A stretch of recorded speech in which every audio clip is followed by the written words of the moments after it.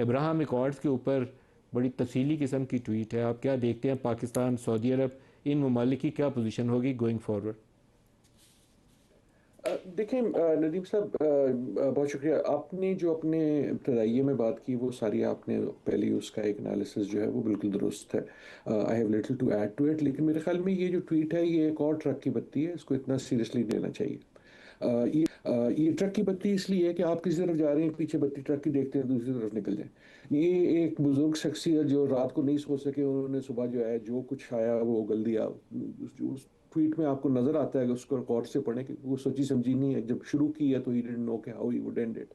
لیکن میرے خیال میں اگر اس کو آپ نے تجزیہ کرنا ہی ہے تو اس کا this is not Trump speaking, this is Netanyahu speaking.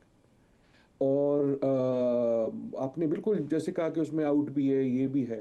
Basically ہم نے دیکھا یہی ہے، اور اب تو بالکل کلیئر ہے کہ جب ٹرمپ اور پھر روبیو نے بات کرنی شروع کی کہ جی ہم قریب ہیں، تو ایک دم آپ نے امریکہ میں دیکھا کہ جو ایک گفتگو جو ہے وہ ایک ہائر لیول پہ پہنچ گئی، اور ٹرمپ صاحب پہ بہت پریشر آ گیا. میرے خیال میں یہ ان کی سیاست کا، نہ صرف اس ٹرم کا، دونوں ٹرمز کا سب سے بڑا پولیٹیکل چیلنج جو ہے وہ اس وقت فیس کر رہے ہیں. اور وہ پولیٹیکل چیلنج جو ہے وہ جنگ نہیں ہے، وہ پولیٹیکل چیلنج ان کے اندر کی جو ان کی کنسٹیچوئنسی ہے اس میں ہے. ایک تو وہ ہاکس تھے اور اسرائیل والے تھے جو پہلی پش کر رہے تھے کہ ہمیں تو ڈیل اچھی نہیں لگتی. آپ نے دیکھا کہ ان سے لنزی گرaham ہو یا ایکسیس ہو یا نیو یارک ٹائمز ہو، ایک دم جو ہے نا وہ اوپر ہونا شروع ہو گیا کہ جی یہ تو ہار ہے اور فلان ہے. دوسرا یہ کہ بہت سارے ایسے لوگ جو جنگ کے خلاف تھے، جو یہ سوچتے تھے کہ یہ جنگ اچھی بات was not a good idea for the U S, کہ یہ یو ایس کے لیے اچھی نہیں تھی، یہ اچھا فیصلہ نہیں تھا.